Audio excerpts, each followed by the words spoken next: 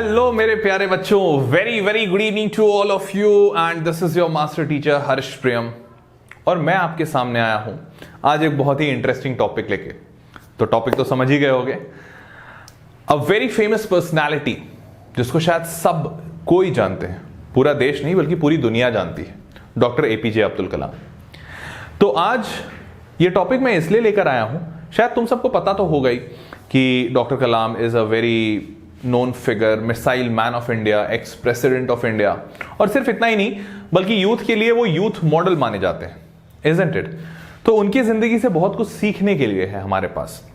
शायद मतलब अगर मैं स्टार्ट करूं तो उनकी जिंदगी हो या उनका बचपन हो या उनकी पढ़ाई हो या उनका काम करने का तरीका हो, काम करने की जिंदगी हो, कुछ भी हो, हर एक जिंदगी के मोड़ पर उन्होंने कुछ ना कुछ सिखाया है। और सबसे ज्यादा उनके जो मैसेजेस थे वो हम यूथ्स के लिए थे, वो हमारे और तुम्हारे जैसे लोगों के लिए थे जो जिंदगी के अभी ऐसे पड़ाव पर खड़े हैं जहां से वो पूरी दुनिया का आईन बदल सकते हैं। तो उन लोगों के लिए उनका मैसेज था। तो आज डॉक्टर कलाम के बारे में थोड़ी सी बातें करेंगे और जानेंगे कि उनकी जिंदगी से और क्या क्या चीजें हम सीख सकते हैं। और सिर्फ जिंदगी के बारे में नहीं, आज बेसिकली हम उनके कथनों को जानेंगे कि उनकी कही हुई बातें आज भी कितनी ज्यादा सच हैं। आज भी उन बातों को अगर बैठ के आराम से गहराई से सोचा जाए तो कितना कुछ है उसमें सीखने को।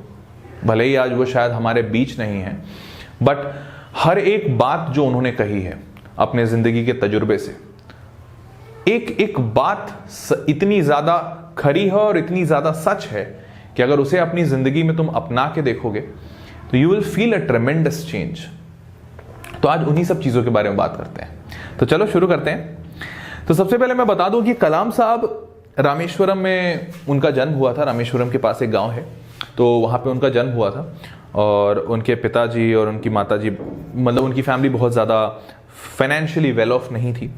तो उसके बाद उन्होंने पढ़ाई अपनी शुरू की और बचपन से ही उनका साइंस में काफ़ी ज़्यादा इंटरेस्ट था। तो हालांकि उन्होंने अपनी ज़िंदगी का जब स्टार्ट किया था तो उस वक्त पढ़ाई लिखाई बहुत ज़्यादा नहीं कर पाते थे, क्योंकि फाइनेंस इतने अच्छे नहीं थे उनके परिवार के। तो परिवार की माली हालत अच्छी नहीं होने के कारण से उन्हें पेपर बेचना शुरू करना पड़ा। पेपर जो सुबह सुबह न्यूज़पेपर बांटते हैं ना, तो उन्होंने अपने भैया के साथ, अपने चाचा के साथ, चाचा या मामा के साथ। तो there is a video, very good video, I will suggest all of you. YouTube पे एक वीडियो है, autobiography of doctor Kalam by Gulzar. तो गुलजार साहब ने बहुत ही अच्छे तरीके से इसको बयां किया है। तो एक बार उसको पढ़ के देखना, मतलब सॉरी सुन के देखना, बहुत ही मजा आएगा। तो उसमें ऑटोबायोग्राफी में सब कुछ लिखा हुआ है। तो उसके बाद फिर उन्होंने पेपर वगैरह बेचना शुरू किया, फिर धीरे धीरे उनकी पढ़ाई में रुचि बढ़ी, फिर उन्होंने पढ़ाई शुरू की, फिर अपने गांव के जो सरकारी स्कूल था वहाँ से उन्होंने पढ़ाई की, फिर आगे पढ़ाई करने के लिए उनको आगे वो गए, स्कॉलरशिप्स मिले, पहिया घूमता गया, गाड़ी आगे चलती गई और eventually he came into this space science. Physics उनका फेवरेट सब्जेक्ट हुआ करता था। और फिर धीरे धीरे करते करते आगे करते करते वो एक अच्छे ऐसे मुकाम पे पहुंचे जहां पे हम उन्हें आज भी जानते हैं। तो ये जो पूरी जिंदगी थी, मतलब ये जो पूरा जिंदगी उन्होंने बिताया, इतनी सारी चीजें सीखी, उसमें एक अहम हिस्सा उनका काम भी था, जो काम वो करते थे। जब वो मिसाइल मैन बने, तो मिसाइल मैन ऐसा थोड़ी कि वो जिस दिन शुरू हुए और उन्होंने कॉलेज में दाखिला लिया और उन्हें मिसाइल मैन कह दिया गया। उन्होंने काफ़ी काम किया है इसके पीछे, तब जाकर सालों के बाद उन्हें लोगों ने मिसाइल मैन के रूप में जानना शुरू किया। तो उन्होंने बहुत सारी चीज़ें, जब वो अपनी ज़िंदगी इतनी बड़ी ज़िंदगी बिताए और बिताने के बाद इतनी सारी चीज़ें उन्होंने की और सीखी, लोगों को सिखाया, बताया, तो इस तजुर्बे से उन्होंने बहुत सारी बातें कही हैं। कई बार वो सेमिनार्स में जाते थे और सेमिनार में जाने के बाद वो बच्चों को कुछ कुछ बातें बोलते रहते थे और उनके कुछ वही कथन फेमस कोट्स के नाम से आज जाने जाते हैं। और उन कोट्स में सीखने को बहुत कुछ है। तो उन्हीं कोट्स को आज हम लोग लेने वाले हैं, ठीक है। तो चलो शुरू करते हैं। पहला कोट पढ़ के देखो। पहला कोट ये कहता है कि failure will never overtake you if your determination to succeed is strong enough. मतलब कि, वैसे मतलब बताने की कोई जरूरत नहीं है, शायद तुम लोग सबको मतलब तो समझ में आ ही गया होगा कि जाहिर सी बात है, जब तक तुम हार नहीं मानते हो तब तक हार नहीं हुई है, तब तक मौका है तब तक कुछ ना कुछ किए जाने की गुंजाइश है। कहते हैं ना, इसके लिए एक हिंदी में बड़ा फेमस मुहावरा भी है, मन के हारे हार है, मन के जीते जीत। तो मन से अगर तुम हार गए तो तुम्हारी हार हो चुकी है, और अगर मन से अगर तुमने अभी तक हार नहीं मानी तो भले ही कोई कुछ भी क्यों ना कह दे, अभी भी जीतने की उम्मीद बाकी है। तो इसके अराउंड एक वाकया है जो थोड़ा सा छोटा सा वाकया है जो मैं शेयर करूंगा। तो वाकया ये है, ये बात सन 1960-70 के आसपास की है, जब इंडिया ने अपना पहला मिसाइल लॉन्च किया था। तो उस वक्त project director doctor APJ Abdul Kalam हुआ करते थे। तो कलाम साहब उस वक्त प्रोजेक्ट डायरेक्टर थे और इन्होंने उसको लीड करने का सुना, मतलब ये लीड कर रहे थे। तो इन्होंने मिसाइल वगैरह बना ली और जिस दिन लॉन्च था तो लॉन्च के लिए सारे लोग वहाँ पहुँचे, और उस वक्त डॉक्टर विक्रम साराभाई भी थे वहाँ पे। तो डॉक्टर विक्रम साराभाई इसरो के डायरेक्टर थे, चेयरमैन। तो सारे लोग वहाँ पे थे, मतलब बड़े बड़े साइंस एंड टेक्नोलॉजी मिनिस्टर भी थे, एविएशन मिनिस्टर, सारे लोग थे वहाँ पे, सारे बड़े बड़े लोग थे वहाँ पे। तो शुरू हुआ काउंटडाउन, T-10 से शुरू करते हैं, 10, 9, 8, 7। तो जैसे ही ये काउंटडाउन शुरू हुआ वैसे ही डॉक्टर कलाम साहब का कोई एक इंजीनियर थे और वो आए दौड़ते दौड़ते और उन्होंने कहा कि sir, system is not showing 100% go ahead, so system is showing a fault. तो कहीं किसी एक पार्ट में एक फॉल्ट आया था जो सिस्टम उसको रीड नहीं कर रहा था और सिस्टम बता रहा था वहां पे फॉल्ट है। तो उस वक्त कलाम साहब को एक फैसला लेना था कि क्या किया जाए, इसको जाने दिया जाए या छोड़ दिया जाए। क्यों वो जाने देने का एक ऑप्शन सोच रहे थे, क्योंकि कई बार ऐसा होता है, या उस टाइम में होता होगा शायद, कि कई बार सिस्टम गलत दिखाता था। मान लीजिए वहां पे एरर नहीं है बट फिर भी सिस्टम दिखा रहा है कि एरर है, क्योंकि सिस्टम उसको रीड नहीं कर पा रहा। तो ये भी एक मतलब पॉसिबल आउटकम था कि शायद एरर ना हो और सिस्टम उसको दिखा रहा हो, या एक चांसेस ये भी थे कि शायद एरर हो लेकिन वो बड़ा माइनर सा एरर हो, और जैसे ही टेक ऑफ होगा वैसे ही वो चीजें ठीक हो जाएंगी। या फिर ये एक ऑप्शन था कि नहीं भाई, एरर सही में है और टेक ऑफ लिया तो गलत हो सकता है। तो उनके पास बस वही कुछ चंद सेकंड का टाइम था, और उस चंद सेकंड में उन्हें यह फैसला लेना था कि इसको जाने दिया जाए या रोक दिया जाए, मतलब जो टेक ऑफ है उसको अबॉर्ट किया जाए या नहीं किया जाए। और उस चंद सेकंड में उन्होंने फैसला लिया कि नहीं, इसे अबॉर्ट नहीं करेंगे, हम इसे जाने देंगे। तो उन्होंने बोला कि नहीं, लेट इट गो, और फ्लाइट ने टेक ऑफ ली।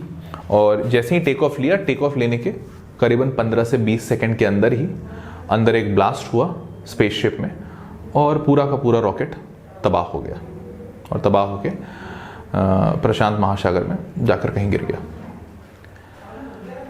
अब जैसे ही वो गिरा तो पूरी दुनिया की नजर इंडिया पे थी, पूरी दुनिया इंडिया की तो थी ही। और जैसे ही ये फेलियर हुआ, तुरंत सारे लोगों ने तंज कसने शुरू कर दिया कि ये हैं साइंटिस्ट हमारे देश के, ये साइंटिस्ट हमें चांद तक लेकर जाएंगे, ये ऐसे नौसिखिए साइंटिस्ट, हाँ ये हमारा पैसा वेस्ट कर रहे हैं, टैक्स पेयर्स का बहुत गाढ़ी कमाई वेस्ट कर रहे हैं, और तरह तरह की बातें। और डॉक्टर कलाम सही मायनों में उस वक्त फेल हो गए थे। और डॉक्टर कलाम अपने शब्दों में बयान करते हैं इस पूरे वाक्य को कि ऐसा महसूस हो रहा था जैसे मानो पूरी दुनिया मुझ पर आ गिरी हो। ऐसा लग रहा था मानो मैंने कुछ इतना बड़ा अपराध कर दिया हो जिसकी माफी भी इस दुनिया में मुमकिन नहीं। और ऐसा लग रहा था कि मुझे मुंह छुपाने की जरूरत है और लोग मुझे देख रहे हैं तो मुझे शर्म महसूस हो रही थी। इतने इस तरह की सोच उस वक्त कलाम साहब बयान करते हैं अपने ऑटोबायोग्राफी में। लेकिन मतलब ये फेलियर था, और काफी मंथन के बाद, मतलब क्योंकि उस वक्त प्रोजेक्ट डायरेक्टर कलाम साहब थे, उन्हें ही फाइनल फैसला लेना था, और उन्होंने फैसला लिया था कि हाँ हम आगे जाने देंगे, और इतना बड़ा हादसा हुआ। तो ये जो कोट है ना, ये उसी वाक्य से बहुत अच्छा समागम रखता है कि अगर कलाम साहब भी उस वक्त ये सोच के इस चीज को छोड़ देते कि नहीं यार, मैंने इतना बड़ा नुकसान किया है पूरे देश का, इतने 100 करोड़ रुपए खराब हो गए हैं, इतना बुरा किया मैंने, और इसीलिए अब मुझे ये सब काम छोड़ देना चाहिए या संन्यास ले लेना चाहिए, या फिर या कुछ भी ऐसा, तो शायद हम उन्हें आज एक मिसाइल मैन के नाम पे जान ही नहीं पाते, क्योंकि पहला मिशन और पहला मिशन किसी का फेल हो गया, क्या आप उसे मिसाइल मैन कहेंगे? बिल्कुल नहीं। लेकिन उन्होंने हार नहीं मानी और उसके कुछ ही साल बाद उन्होंने वापस से एक मिसाइल लॉन्च किया, और मतलब रॉकेट लॉन्च किया स्पेसशिप, और वो सक्सेसफुल था। तो सीखने को यही चीज है कि अगर आपके अंदर का जज्बा बड़ा स्ट्रांग है ना, अगर आपको पता है कि नहीं आपको यही करना है, भले हो सकता है एक आध दो बार में आपको सफलता नहीं मिले, हो सकता है पहली दूसरी या तीसरी बार में आपको निराशा ही हाथ लगे, लेकिन अगर आप पूरी तरह से अडिग हैं कि नहीं मुझे करना है चाहे जो हो जाए, मैं हार नहीं मानूंगा, कहते हैं ना, हार नहीं मानूंगा, राढ़ नहीं ठानूंगा, काल के कपाल पे गीत नया लिखता जाऊंगा, मैं फिर यही गुनगुनाऊंगा, हार नहीं मानूंगा, राढ़ नहीं ठानूंगा, काल के कपाल पे गीत नया लिखता जाऊंगा। तो उन्होंने हार नहीं मानी और इसीलिए सक्सेस उन्हीं का हुआ। ठीक है, चलो दूसरी चीज, to succeed in your mission you must have a single minded devotion to your goal. शायद हम सारे लोग ये जानते हैं, जैसे कि कलाम साहब के बारे में बात करें तो उनका भी डिवोशन था कि नहीं साइंस एंड, मतलब जब की बात मैं कर रहा हूं 1960-70, तो उनका सिर्फ एक ही डिवोशन था कि इंडिया को एक स्पेस में एक सबसे बड़ा पावर बनाना है, और उन्होंने अपनी पूरी जिंदगी लगा दी इसके लिए, हर एक मुमकिन कोशिश किया, हर एक मुमकिन प्रयास किया इसको करने का, और शायद इसीलिए आज हम उन्हें इतनी इज्जत की नज़र से देखते हैं, इसीलिए शायद आज हम उन्हें मिसाइल मैन का दर्जा देते हैं, क्योंकि आज हमें पता है उन्होंने बहुत काम किया है, और वो उन्होंने इतना काम इसलिए किया, उन्होंने इतना सक्सेस इसीलिए अटेन किया बिकॉज उनके दिमाग में सिर्फ एक चीज़ थी और कुछ भी नहीं था, ना ही पैसों की लालच, ना ही पोस्ट का लोभ, ना ही किसी से मतलब पीठ थपथपाने की उम्मीद, कुछ भी नहीं, सिर्फ एक चीज कि मुझे ये काम करना है, और खुद ब खुद रास्ते अपने आप बनते गए। तो मेरे बच्चों, हमें भी सीखने की यही जरूरत है कि आप जब जिस चीज की तरफ बढ़ना चाहते हो और अगर आपका गोल क्लियर है तो आप बस आगे बढ़ते जाओ। इस उम्मीद में मत रहो कि उससे आ रही अच्छाइयां हमें कैसे कैसे मिलेंगी। आप इस उम्मीद में मत रहो कि यार अगर मैं ये काम कर लूंगा तो उससे कितना फायदा होगा हमें। वो फायदा बाद की बात है, वो फायदा उसका बाई प्रोडक्ट है। पहले वो रिएक्शन तो होना चाहिए, पहले वो काम तो होना चाहिए, तब तो उसके बाई प्रोडक्ट्स होंगे। अगर आप बाई प्रोडक्ट पे ज्यादा ध्यान दोगे तो शायद रिजल्ट कभी सुनहरा नहीं हो पाएगा। ठीक है, चलो next, all of us do not have equal talent but all of us have an equal opportunity to develop our talent. कितनी सही बात है, और ये बात इनकी जिंदगी से तो सबसे ज्यादा अच्छी पता चलती है। इनफैक्ट कलाम साहब की जिंदगी से, चलो ठीक है कलाम साहब तो मिसाइल मैन हैं, तुम्हें ये महसूस हो रहा हो कि यार वो तो बड़े साइंटिस्ट हैं, शायद गॉड गिफ्टेड रहे होंगे। अभी कुछ दिन पहले मैं एक बच्ची का इंटरव्यू ले रहा था, मूर्छना, तो उसका इंटरव्यू आपको भी यूट्यूब पे दिखेगा। तो मूर्छना का मैं इंटरव्यू ले रहा था and she was one of my student last year उस बच्ची को मैंने पढ़ाया था, और वो बच्ची मेरे क्लास में ऐसे बैठती थी, मतलब मुझे याद है कि हाँ मैंने पढ़ाया था। तो मुझे नहीं पता था कि वो बच्ची कहाँ से है, कहाँ रहती है, क्या आसपास की उसकी हालात हैं। जस्ट मतलब जैसे बहुत सारे बच्चे पढ़ते हैं, वो भी बच्ची मेरे क्लास में पढ़ती थी। तो हालांकि उसका मैथमेटिक्स में 100 आउट ऑफ 100 आया और उसके बोर्ड्स में 97.4% आए, तो काफ़ी बड़ी बात है। तो मैं उसका इंटरव्यू ले रहा था और तब मैंने पूछा उससे सवाल वगैरह कि भाई क्या है, कहाँ हो, कैसे हो।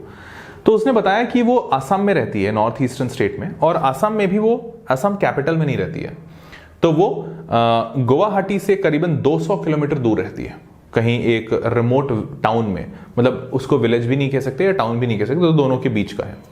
तो वो वहाँ पे रहती है और वहाँ पे बहुत ज़्यादा अच्छी फैसिलिटीज़ नहीं है, कोचिंग की भी फैसिलिटीज़ अच्छी नहीं है। मतलब आई गेस आप सबको पता होगा कि ऐसे नॉर्थ ईस्टर्न स्टेट्स में बड़े बड़े कोचिंग ब्रांड्स भी नहीं है, मतलब फॉरगेट इवन उनकी कैपिटल में ही नहीं है, दूर से दूर 200 किलोमीटर दूर तो बिल्कुल सोच ही नहीं सकते हो। तो वहाँ पे ये स्थिति है। तो मैंने पूछा कि बेटा फिर तूने कैसे किया, मतलब how did you do it. तो शी सेड कि सर पता है मुझे करना था, मेरे पिताजी मेरे लिए बहुत प्रयास करते हैं, उन्होंने मुझे बहुत पहले कंप्यूटर दिला रखा था, फिर मैंने मतलब मेरे पिताजी ने वेदांतों के बारे में सुना, उन्होंने सोचा ट्राई करते हैं, and he tried and he gave it to me. फिर मैंने पढ़ाई की, मेरे को बहुत अच्छा लगा और फिर मैंने सोच लिया कि नहीं मुझे करना तो है ही। जहाँ पे मैं रहती हूँ वहाँ पे अगर सारे बच्चों को देखें तो वो सारे बच्चे मेरे को बोलते थे, मेरे पे हंसते थे कि हाँ अरे ऑनलाइन एजुकेशन ले रही है, ऑनलाइन क्लास लगा रही है, पता नहीं बड़ा कितना तो मॉडर्न हो गई है, यहाँ सर बाजू में है, इनसे नहीं पढ़ती है, ऐसा करके।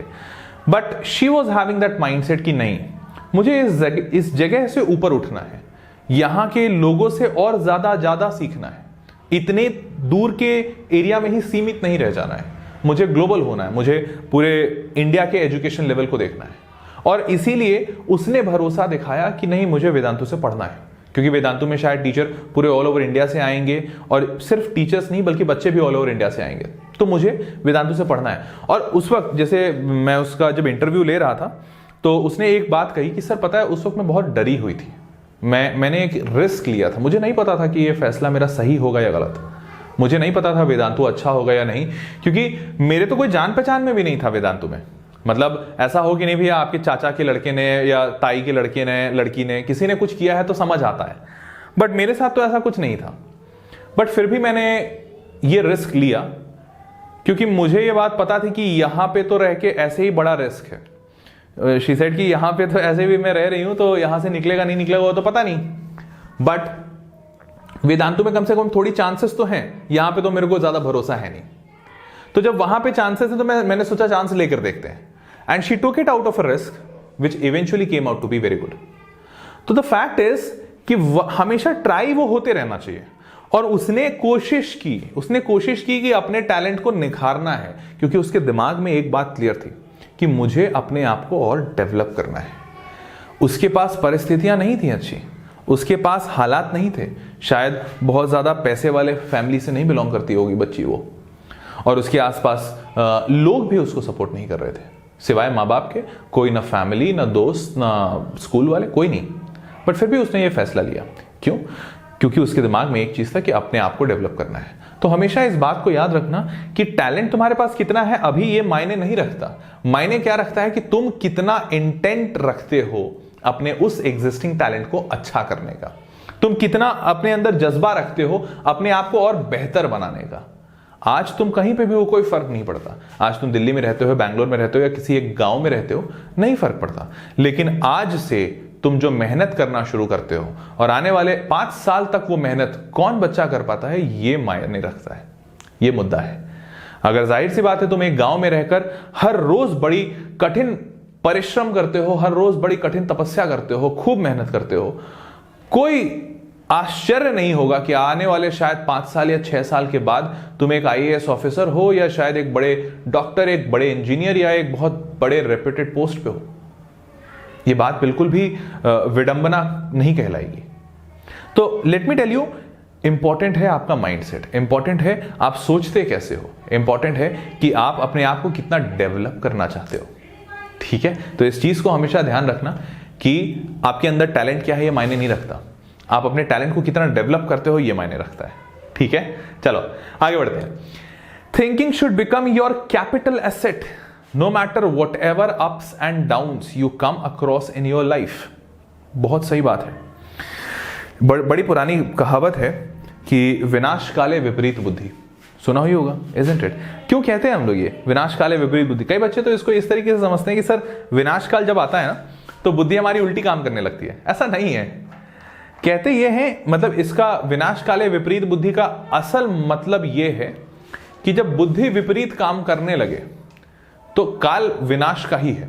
इसको इस तरीके से समझो, ज्यादा अच्छा समझ आएगा। देखो मुद्दे की बात यह है कि यार जब तुमने अपने दिमाग को बहुत सालों से, मान लो तुमने अपने दिमाग को कुछ ऐसा डेवलप किया है कि तुम्हारा दिमाग बड़ा स्ट्रांग नहीं है, तुम किसी की बात के इन्फ्लुएंस में आ जाते हो, या बड़ी जल्दी तुम गलत संगति के प्रभाव में आ जाते हो, तो जब भी कुछ गलत होगा ना, जब भी कुछ ऊपर नीचे होगा ना, तो सबसे पहले तुम्हारा दिमाग तुम्हारा साथ छोड़ने की कोशिश करेगा। सबसे पहले ऐसा होगा कि तुम अपनी सोच सही नहीं रख पाओगे, और इसीलिए बड़े बुजुर्गों ने या पहले के लोगों ने कहा विनाश काले विपरीत बुद्धि, मतलब जैसे ही आपकी बुद्धि, जैसे ही आपकी सोच डगमगाने लगे, मतलब आपको ये बात समझ में आ जानी चाहिए कि वक्त मुश्किल होने वाला है। जैसे ही आप एक अच्छे रास्ते से बुरे रास्ते की तरफ बढ़ना शुरू करें, आपकी आदतें बदलने लगे, मतलब आप समझ जाइए कि वक्त मुश्किल आने वाला है। और ये इसीलिए समझना या ये अंदेशा होना जरूरी है कि वक्त रहते अगर आपको अभी भी समझ है या आपका दिमाग, आपका विवेक आपकी मदद अभी भी कर रहा है, तो अपने आप को सुधारा जाना चाहिए। अपने आप को इन सारी चीज़ों से, जो भी बुरी चीज़ें हैं उनसे बाहर निकालकर वापस ठीक करना चाहिए। तो इसलिए हमेशा याद रखना कि मुश्किल जितने हालात हों, चाहे जितनी भी परेशानियां हों, जितनी भी चैलेंजेस हों, वो सारी चीजों में एक चीज जो आपकी हमेशा मदद करेगा, एक चीज जो आपको हमेशा अपने साथ रखना चाहिए, वो है आपकी अपनी बुद्धि, वो है आपका अपना सोच, अपना विवेक, क्योंकि वो आपका साथ कभी नहीं छोड़ेगा। और अगर उसको आपने मजबूत और प्रबल बनाया है, तो चाहे जितने भी मुश्किल हालात हों, आप वो बुद्धि आपको उस हालात से बाहर खींच कर निकालेगी। आपने बहुत सारी कहानियां सुनी होंगी जहां पे बड़े गरीब से गरीब हालातों में भी इंसान उठकर खड़ा हो गया, बड़े बुरे से बुरी स्थिति में भी इंसान अपने आप को बहुत अच्छा कर लिया। ऐसे ऐसे कई सारे भरे हुए हैं एग्जाम्पल्स। तो आपको जरूरत है अपने उस दिमाग पे बहुत भरोसा दिखाने की और उसको बहुत अच्छे से डेवलप करने की। ठीक है, चलो नेक्स्ट क्या कहता है, if you want to shine like a sun, first burn like a sun. तो इस पे बड़ा फेमस एक कोट है जो मुझे याद आ रहा है। तो एक बार पेले से, आई गेस आप लोगों को पता होगा पेले कौन है। So Pele is a very famous footballer, I guess Messi of Pele, I am not very sure about the footballer who gave this comment, but इनसे किसी एक से एक इंटरव्यू लिया जा रहा था, शायद लियोनेल मेसी था, if I am not wrong, it was Lionel Messi. तो मेसी से एक बार पूछा गया आफ्टर ही डिड हिज बहुत सारे गोल्स मेसी ने किए थे अपने वर्ल्ड कप में। तो मेसी से पूछा गया, इंटरव्यूअर्स ने पूछा that how are you feeling after becoming an overnight success, क्योंकि मेसी पहले भी खेलता था बट वो गोल्स नहीं कर रहा था और लाइफ वॉज सिंपल, तो he was not such a superstar, but जैसे ही उसने बहुत सारे गोल दागे वर्ल्ड कप में, he became a very famous personality. तो रिपोर्टर को उसने कहा, it took me 1500 nights to become a overnight superstar. मेरे को 1500 रातें लगी हैं एक ओवरनाइट सुपरस्टार बनने में। मतलब ही सेड कि आप जिसको ओवरनाइट सुपरस्टार कह रहे हैं ना, बिकॉज ओवरनाइट सुपरस्टार का क्या मतलब होता है? ओवरनाइट सुपरस्टार का मतलब ये होता है कि अरे अचानक आपको, मतलब तुक्के से आपका लक अच्छा था उस दिन कि आपके 4 गोल हो गए। तो उसने बोला कि नहीं, ऐसा नहीं है, ये तुक्का, अगर आप जिसको तुक्का कह रहे हो ना, इस तुक्के को लाने के लिए मुझे 1500 रातें देनी पड़ी है। मतलब करीबन 5 साल की मेहनत लगी है मुझे, तब ये तुक्के से गोल मेरा आया है। तो आप अगर इसको तुक्का कहना चाहते हो तो मैं कहूंगा इस तुक्के को लाने में मुझे 1500 रातें लगी। तो मुद्दा क्या है ना कि लोग ये देखते हैं, अमूमन आयता यही होता है कि लोग ये देखते हैं कि यार वो कितना सक्सेसफुल है, देखो यार, देखो यार, लोग कई बार ये कहते हैं, धीरू भाई अंबानी को देखो, या अंबानी ब्रदर, मुकेश अंबानी, अनिल अंबानी को देखो, रातों रात अमीर बन गए, करोड़पति बन गए। धीरू भाई अंबानी ने देखो कितनी जल्दी इतना तरक्की कर लिया। या लोग ये कहते हैं कि किसी का भी XYZ किसी भी इंसान का एग्जाम्पल देते हैं एंड दे से कि देखो यार ये रातों रात कहां से कहां पहुंच गया। भाई रातों रात कुछ नहीं होता है, बिलीव मी। अगर रातों रात चीजें होने वाली होती ना, और अगर ऐसा लक वाली चीज इतनी स्ट्रांग होती, आई डू नॉट डिनाई कि लक नहीं होता है, बट लक वाली चीज अगर इतनी स्ट्रांग होती ना कि रातों रात कोई मतलब अरबपति खरबपति बन जा रहा है और रातों रात कोई इंसान मतलब कुछ अलग ही कर दे रहा है, तो जिंदगी इतनी मुश्किल नहीं होती शायद, है कि नहीं? जिंदगी इतनी मुश्किल होती नहीं, और ऐसा सच में नहीं होता है। आप जिसे रातों रात समझते हैं, हम जिसे रातों रात समझते हैं ना, ऐसे रातों रात अमीर बनना और ऐसे रातों रात बड़े इंसान बनने में ना, उस इंसान ने अपनी कई रातें खराब की होंगी। ये शायद हमारे और आपके सामने आया ना हो। हम जानते हैं कुछ बड़े फेमस स्टोरीज जैसे कलाम साहब या और भी कई लोग जिनके बारे में हमने सुन रखा है कि ओके इन्होंने अपनी कई रातें खराब की, स्ट्रीट लैम्प के नीचे पढ़ाई करते थे। ये तो कुछ है ना, जरूरी नहीं ना कि हर इंसान की पिछली जिंदगी का संघर्ष हमारे सामने हो।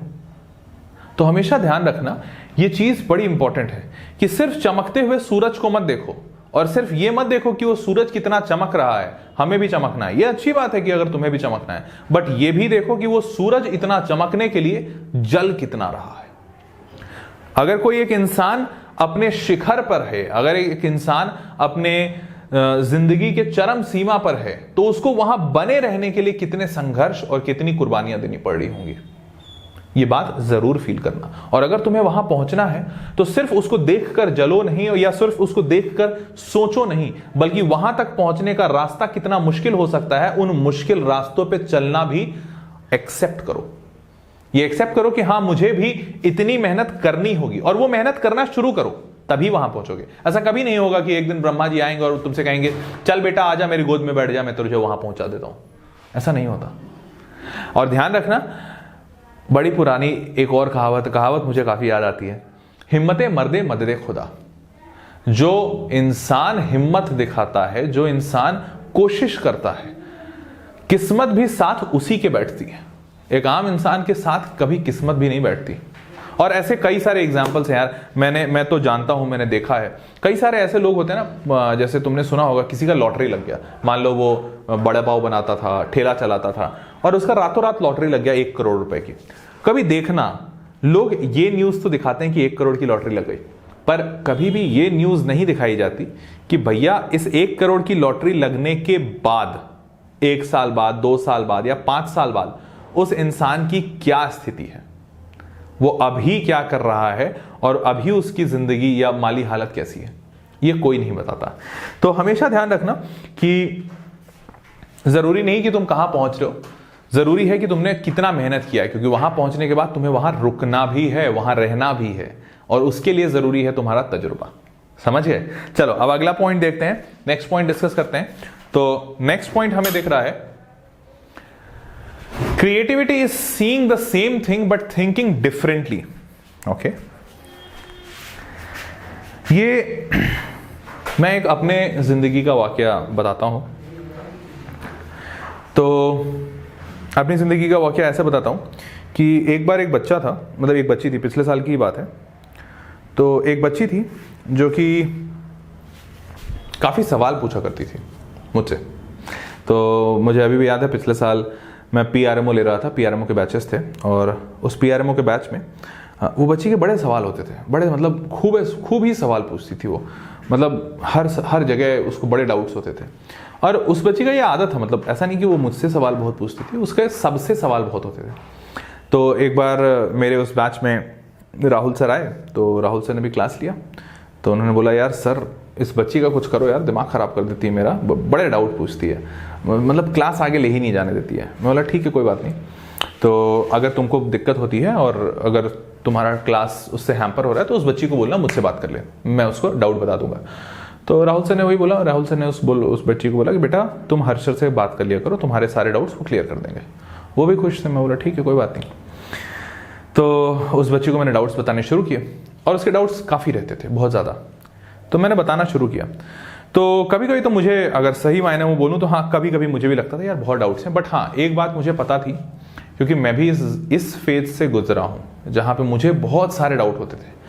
और उस वक्त मुझे भी बड़ी, मतलब आसपास लोग बहुत डांटते थे। लोग बोलते थे यार तू ढोंग करता है, तेरे को पढ़ाई लिखाई नहीं करनी है, तू सिर्फ डाउट पूछता है, तू दिखाना चाहता है लोगों को कि तू बड़ा काबिल इंसान है। लेकिन सही मायनों में ऐसा नहीं होता था। मतलब मैं इसलिए बहुत ज्यादा डाउट पूछता था क्योंकि जब मैं कोई चीज जान रहा होता था और मेरा इंटरेस्ट उसमें आता था तो मैं उसका सब चीज जानना चाहता था। ठीक है, एक गलती मेरे साइड से थी कि मैं तुरंत जानना चाहता था। मेरे को लगता था कि अभी मैंने ये पढ़ा, तो होता है ना कई बार कि यार बेटा तुम ये 9th में पढ़े हो, अब इसका अगला वर्जन तुम 11th में पढ़ोगे, तो 1 साल वेट करो। मेरे को रहता था नहीं, मेरे को अभी बताओ, अभी आपने ये बताया, अगर ये ऐसा करेंगे तो क्या होगा। तो टीचर यूज्ड टू से कि ये 11th में पढ़ना है, मैं बोला था नहीं अभी बताओ। तो ये गलत थी, तो मैं समझ गया उस बच्ची की स्थिति। फिर जब ये सब कुछ हो गया तो मैंने उसको काफी डाउट्स बताया होता है। फिर मामला आया गया, एग्जाम हो गया, फिर उस बच्ची से मेरा कांटेक्ट नहीं हुआ। कई दिनों के बाद उस बच्ची ने मेरे को फ़ोन किया और बोला कि सर आप पहचानते हो, मैं ये बोल रही हूँ। मैं बोला हाँ बेटा बता, याद आया।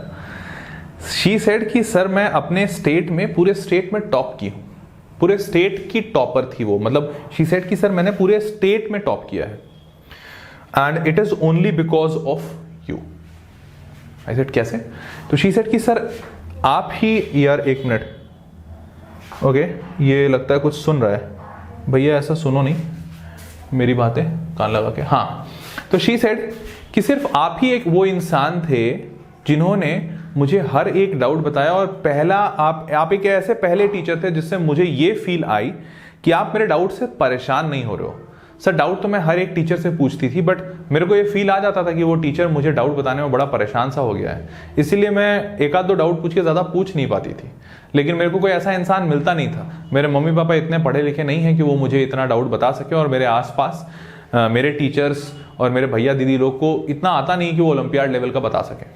और सच बताऊं तो आपने इतना डाउट क्लियर किया ना, इसलिए मुझे कॉन्फिडेंस बहुत आया कि मैं अच्छा कर सकती हूँ, और इसलिए आज मैं एंड बिलीव मी, वो बच्ची अपने क्लास 10th या 11th में मैथ्स में फेल की थी।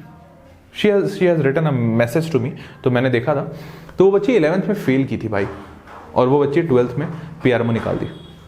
अब इमेजिन करके देखो, ये वाकया मैंने तुम्हें इसलिए बताया कि पता है क्रिएटिविटी इसे ही कहते हैं। जरूरी नहीं कि ये जो एक छोटी सी मान लो ये रिमोट है, तो एक आम इंसान इसको रिमोट की तरह देख सकता है, बट शायद एक क्रिएटिव माइंड इसमें बहुत कुछ देख सकता है। शायद वो देख सकता है कि यार इसमें कितने सारे बटन हैं, या शायद वो ये देख सकता है कि यार इस बटन से, हर एक बटन से डिफरेंट काम किया जा सकता है। तो क्यों ना हम अपने दिमाग को भी ऐसा रिमोट बना लें, और हर एक बटन पे एक इमोशन चिपका हुआ हो या एक थॉट चिपका हुआ हो, और जब मैं उसको क्लिक करूं तो मेरा दिमाग उस मोड में काम करे। इमेजिन करके देखो, अगर मैं बस एक छोटा सा क्रिएटिविटी का एग्जांपल दे रहा हूं, इमेजिन करके देखो कि मान लो तुम बड़े एंजॉयमेंट के मूड में हो, बड़ा एंजॉयमेंट हो रहा है, और फिर तुम्हें पढ़ाई करनी है, परसों तुम्हारा एग्जाम है, और आज घर पे सारे लोग जुड़े हुए हैं, आज शायद दिवाली की छुट्टी है, आज रात को दिवाली है। कितनी दिक्कत होती है ना, अगर आज रात को दिवाली है तो कल या परसों पढ़ाई करना, या परसों के एग्जाम के लिए कल पूरे दिन पढ़ाई करना, होता है ना बड़ा मुश्किल सा। या फिर मान लो आज अभी पटाखे जला के आए और घर के सारे रिलेटिव चले गए, अब आज रात को अगर कोई बोल दे पढ़ने के लिए तो शायद नामुमकिन ही हो। लेकिन सोच के देखो, अगर तुम्हारा दिमाग एक रिमोट की तरह हो जाए, जिसमें एक बटन दबाते ही तुम्हारा मूड चेंज हो जाए, एंजॉयमेंट की मूड से फुल फोकस्ड मूड आ जाए, जस्ट इमेजिन कि मतलब ब्रेन की प्रोडक्टिविटी कितनी ज्यादा बढ़ जाएगी यार, अलग ही लेवल पे हो जाएगी ना। तो इंसान की बात है यार, कोई इंसान कोई इस रिमोट को नॉर्मल रिमोट समझ रहा है, और कोई एक इंसान सोच रहा है कि यार ये रिमोट क्या प्यारी चीज बनाई है किसी ने, मैं अपने दिमाग को ऐसा रिमोट जैसा बनाना चाहता हूं। तो हमेशा याद रखना, क्रिएटिविटी का ये मतलब नहीं होता है कि तुम कुछ नया आविष्कार कर दो, जरूरी नहीं वही क्रिएटिविटी, वो भी एक हिस्सा है क्रिएटिविटी का।